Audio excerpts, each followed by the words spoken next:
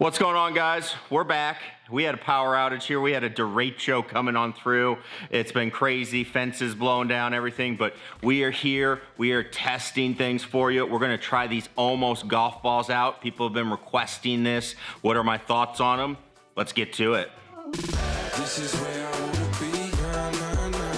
Never ever gonna leave. Hogan coming at you. We are again here in my training facility. The roof is still on. We had 100+ mile-an-hour winds this week, but we made it through and we are still rocking and rolling, and we're gonna test out some golf balls here for you. So before you do that, if you like seeing more info about the Mevo Plus, click that subscribe button down below. We're gonna go over some wedge yardages. How do you do that? People have asked for how do they gap clubs, things like that. What can you do? So we're gonna be coming up with that. Make sure you don't miss out on that in our next video.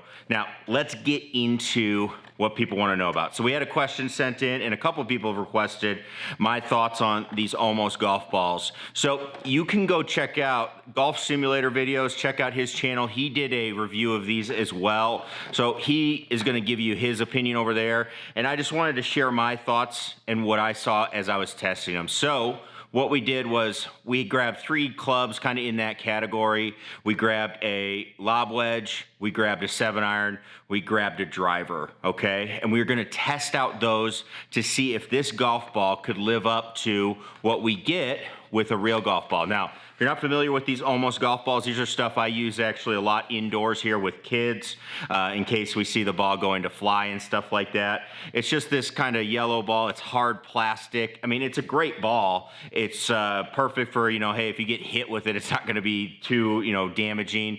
And it would take a pretty direct hit on glass or, something that's valuable to really make any damage. Now, with that said, if you're planning on using these, if you hit something, it'll knock it over. These things can get up to speed, and as we start talking about our test, you'll see how, to a certain yardage, they work. So these golf balls are great because they let you practice in a smaller area and get somewhat of a real feel for what's going on, but they're just like a range ball. They're like a range ball on steroids, where the goal of this is to get out there. You can see some flight, but because of the weight of the ball, all the air resistance is gonna slow it down. So knowing that about the golf ball going in, I kind of had some expectations that the ball would probably spin too much and it would probably go short. That was my thoughts going in. So we started our test off. What did we do? We looked at it and we said, I love to work on those half yardages and those half wedges. So we started off by using a 60-degree and hitting a 50-yard shot, with that being the goal. So we started off with the regular golf balls we practice with in here. Again, I don't practice with dots because without the dots, I get pretty close to the numbers that I hit when I'm playing in real life or when I've tested other launch monitors. Again, that could vary at your setup. Test it out, see which ones you like better if you want to put that little metallic sticker on it. So I went no dots because that's what we do, and I kept it consistent across the golf balls.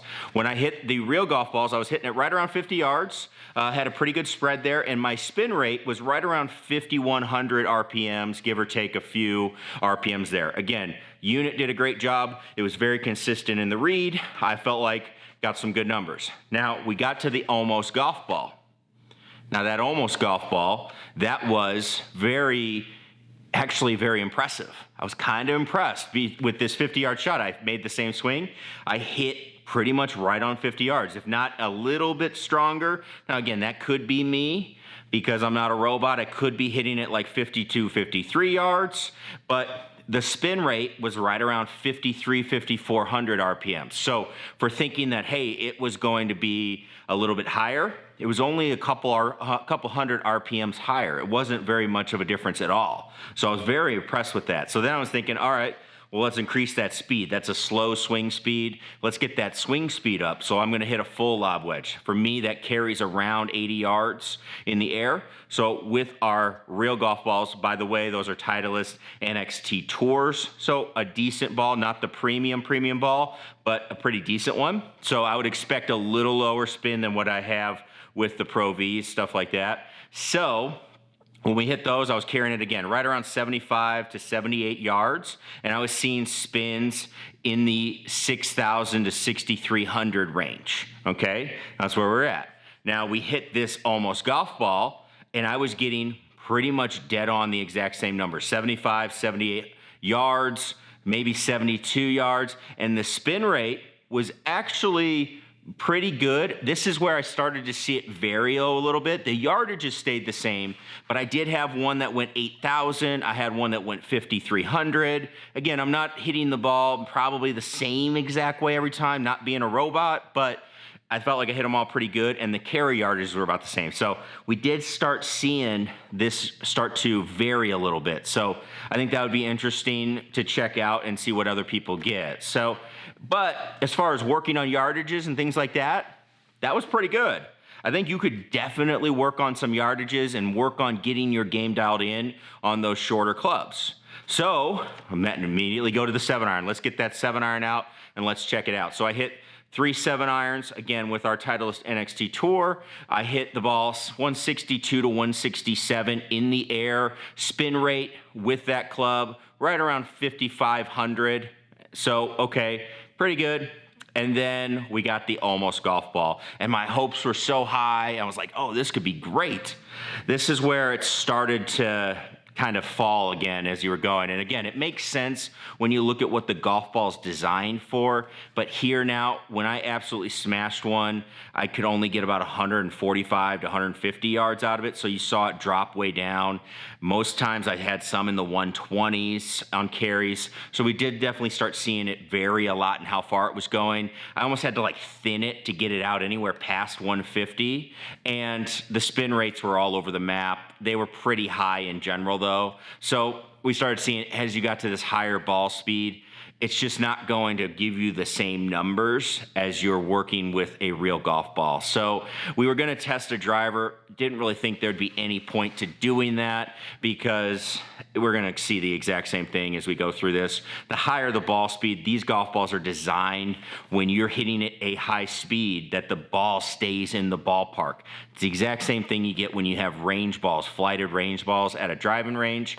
They want to keep the ball in the ballpark. That's why these are so valuable to practice with at home, because they do that. But if you're using a simulator setup, it's not going to give you the numbers that you would like. Now, as far as flight goes, you can get pretty much the same flight. We were seeing some of the same numbers as far as, direction and things like that. So I think you could get an idea if you're fading or drawing the ball. But again, you would see that side spin number vary. So it's just not reading it as consistent. Again, it just really depends on how you're hitting the ball. And I would venture to guess that between the golf balls, the consistency that you see for a real ball with like a Titleist is probably a little bit different based on how they're made. I'm going to guess it's not made exactly as tediously as a regular golf ball's made, just because, again, what they're trying to do. So, again, if you want to use this on short shots, I think it's a great option.